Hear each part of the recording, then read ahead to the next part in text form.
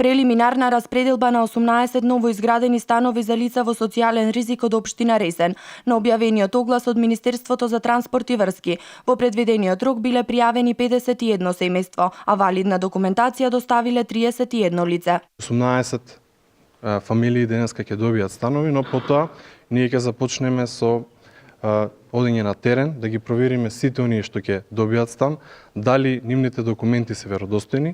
Од кога ќе знаеме дека точно тие документи се веродостојни, увидот на лице место, тие граѓани ќе може да склучат договор со јавното претпријатие и да се вселат во тие домови. Министерот посочи дека предност при распределбата на овие станови имаат децата без родители и родителска грижа со навршени 18 години, а кои до својата 18-та година биле згрижени во институции и други облици за згрижување на деца без родители. Би сакал да напомнам дека зградата е изградена по сите и со стандарди, со енергетска ефикасност и дека 18 станари ќе добијат кров над главата. По ова што е прелиминарниот извлекување на оние кои што ги исполнуваат условите, по дефинитивната листа, оние кои што ќе добијат решение за користењето на овие станови, ќе склучат договор со нашето акционерско друштво.